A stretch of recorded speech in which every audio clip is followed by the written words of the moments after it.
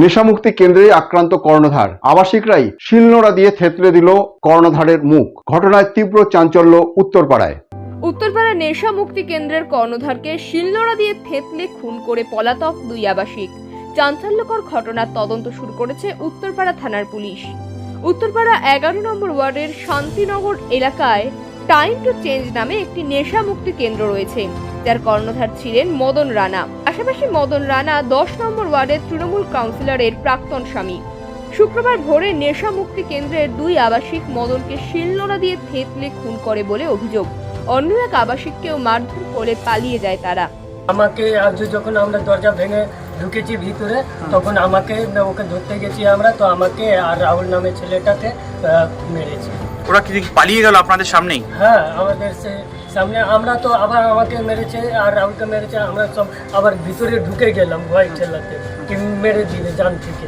তাই জন্য আমরা ভিতরে ঢুকে গেলাম। তারপরে ওই কীভাবে দরজা খুলে চাই। দেখেন, আমি একটা পেশেন্ট, আমার মেডিকেলে চলে, আমি অনেক ভয় পেয়েছি। আমার দুটো ছেলে আছে, আমি ভয় ঠেলাতে আমি এসেছি কি আমরা এসব মধ্যে কোনো জড়িত নেই। ঘটনার খবর পেয়ে মদনের মা দিদি নেশা মুক্তি কেন্দ্রে যান। রক্তাক্ত জখম অবস্থায় যুবককে উত্তরপাড়া স্টেট জেনারেল হাসপাতালে নিয়ে যাওয়া হয়। সেখানেই তাকে মৃত বলে ঘোষণা করা হয়। তো যারা দুজন করেছে, মর্নিং এ আমাদের 6টার সময় কিচেন খুলে, তো ওই কিচেনের চাবি নিয়ে ছেলে দুটো কোনোভাবে বেরিয়েছে, দিয়ে সিল নিয়ে এসে ভেতরের দরজাটাকে লক করেছে। ভেতরে আরও 18-19 জন ছেলে ছিল, তাদেরকে লক করে ও ঘটনাটা ঘটিয়ে চলে গেছে। এবং ভেতরের ছেলেরা পরে যখন বুঝতে পেরেছে যে এরকম ভেতরে একটা কোনো বড় ঘটনা ঘটেছে, ওরা তখন দরজা ঠেলাঠেলি করে কোনোরকমভাবে ভেঙে তারা ঢুকে দেখছে যে এরকম রক্তারক্তি কাণ্ড। যথারীতি যে যার মতন ভয় যে যার মতন চলে গেছে। কি নিয়ে গন্ডগোলের সূত্রপাত কিছু জানা গেছে? আমি সঠিক বলতে পারবো না। যতদূর শুনলাম ছেলেটি নাকি কোনো ক্রিমিনাল মাইন্ডেড কিংবা আগেও জেল খেটেছে অনেকবার, মার্ডারার। তো পুলিশ কি ধরতে পেরেছে?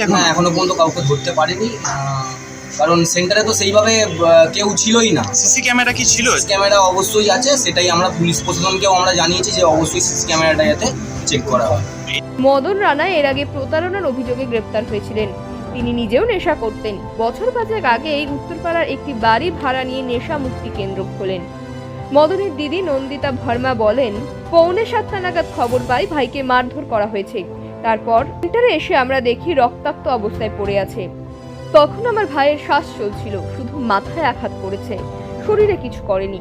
ডাক্তার দেখে বললেন, আর একটু আগে আনতে পারলেন না? ছোটকা বলে একটা ছেলে, ও গেল, গিয়ে দরজা ঠকঠক করলো, মানে আমিও উঠবো, বললো তাড়াতাড়ি চল, তোর ভাইকে সেন্টারের ছেলেরা মিলে খুব মার মেরেছে, মুখটা চেনা যাচ্ছে না। আমি কোনো রকম স্যার মুখে জলটা দিয়ে চুড়িদার পরে চলে এসেছি।